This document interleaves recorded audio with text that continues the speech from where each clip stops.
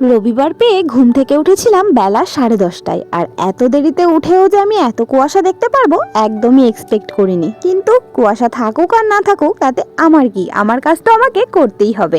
তাই আর দেরি না করে ঝটপট কাজে লেগে পড়লাম। আগে উঠানটা ঝাড় দিয়ে নিলাম, এখন চটপট করে রাতের বাসনগুলোকেও মেজে ফেললাম। এবার বাসনগুলোকে ধুয়ে নিয়ে ঘরে চলে এসেছি, আর এসেই আগে ডিপ ফ্রিজ থেকে মাছটা বের করে জলে ভিজিয়ে দিলাম, কারণ এমনিতেই সময় লাগে বরফ ছাড়তে, তার উপরে আবার ঠান্ডা ওয়েদার। তারপরে সকালের ব্রেকফাস্ট সারলাম, আলু সিদ্ধ, ডিম সিদ্ধ মাখা আর গরম ভাত দিয়ে। এখন করছি দুপুরের রান্না। আর বাইরে বর্মশাই আর রিমা লেগে পড়েছে ছাদে গাছ লাগাবো, তারই প্রিপারেশন করতে। এখানে কিছু গোবর সার আর মাটি একসঙ্গে মিক্স করে বস্তার মধ্যে ভরে নিচ্ছিল, কারণ এই বস্তাগুলোতেই গাছ লাগানো হবে। এখন চলো চটপট করে আমরা বস্তাগুলোকে ওপরে নিয়ে যাই, আর কি গাছ লাগাচ্ছি সেটা তোমাদের পরের ব্লগে দেখাবো। আর আজকের বড় ব্লগটা কিন্তু চ্যানেলে আপলোড হয়ে গেছে, চাইলে দেখে নিও। Bye bye.